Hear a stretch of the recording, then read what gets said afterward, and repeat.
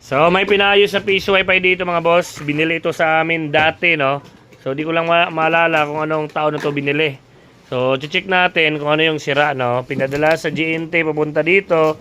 At try natin tingnan mga boss kung ano yung sira dito. Para sa mga baguhan din dyan na kunti pa lang yung idea sa Piso Wi-Fi, sa video na to meron kayong makuha ang idea. Try natin i-check, wait lang ha. Hindi ma-open, Nor. Hilain mo, Nor. Ayan. So, uy, tanggal yung power supply. So, ipapower muna namin. Tapos, check natin kung ano yung sira. Then, dito naman, yung sira dito is yung board, no? So, mangyari, papalitan ko siya ng board na galing pa rin sa ibang Piso Wi-Fi ko, no? So, tara. So, yan, na-confirm na yung mga wire nakatouch naman namin. Pakitanggal nga ito. So, saksak natin mga boss. So, andito pala yung date niya nung bilhin, 2024, no? So, mahigit isang taon mga boss. 25, 26, mahigit isang taon na. So, saksak. Up, okay. Manda na siya mga boss, no? So, yan.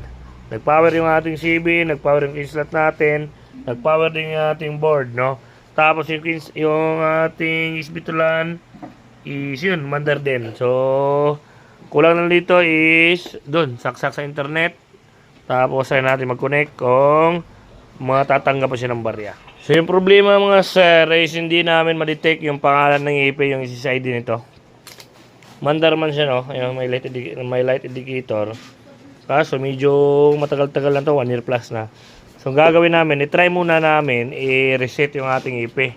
Kung lalabas ba yung default na pangalan nito na Compass. So, ilang beses namin in-attempt na i-reset pero ayaw mag-reset mga sir. So, try natin ibang IP. Meron kaming sikanha na IP dito. Mga ginamit namin sa mga previous na Piso Wi-Fi namin. So, yan yung try natin kung lalabas yung portal ng Piso Wi-Fi natin. So, yun, nag-success mga sir. Lumabas yung portal. So, try namin hulugan. Ayun, hindi nag-credit. Pero dahil bagong andar siya mga boss, try natin. So, insert queen muna. Unang i-check niyo kung ilaw yung queen slot. Umilaw po siya. Cancel muna natin. So, dapat patay po yan. Pero kung mapapansin nyo, yung queen slot is palaging nakapower. No? So, dapat, pag hindi yan naklik yung insert coin, is patay yan. So, try natin yung hulugan ulit. Okay.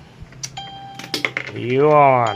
Hindi pa rin nag-credit mga sir. So, pinakaunang gagawin natin na troubleshoot is mag-replace tayo ng memory.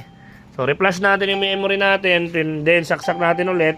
At try natin mag-insert coin at hulugan ulit. So, ito reflashing tayo. So, kahit hindi naman problema yung memory card natin dahil mahigit isang taon na yan. So, kahit hindi tayo sigurado na ito yung problema dahil pinadala po dito, kailangan natin yan i-format, no? Baguhan natin ng firmware, no? So, either sira yan or hindi, mag-reflash pa rin tayo. Para maging bago mga boss, yung firmware ng ating memory card. So, open lang natin yung Balinager. Tapos, wait lang flash from file. Hanapin natin yung ating firmware. Piso Wi-Fi. Flash. Tapos, continue. Click lang natin yung yes. Alright. So, the same pa rin mga boss. Hindi pa rin namamatay yung ating queen slot. So, meaning, may problema sa ating relay. So, baka busted yung subukan natin Ano? Ayaw pa rin mag-credit. Dito banda, kahit i-cancel natin yan, hindi namamatay ang ating queen slot. So, dalawa lang yung problema dyan. May sira yung ating relay or yung ating pin 5 ng board, no, busted. So, kailangan lang natin lumipat ng pin at saka yung queen pin, no. Ipagsabayin natin yung dalawa. So, ang ginawa namin mga sir, yung ating pin 3, itin-transfer muna namin sa printer 10, no. Ayan, printer 10. So, kung makikita niyo mga boss, patay na yung ating queen slot, no. So, pin 3, transfer namin sa printer 10. So, re-reboot muna namin para mag-take effect siya. Ayan, no. 2, 1, 0. Ilaw dito mga boss. Mag-boot up. Hindi pa siya nag-reboot.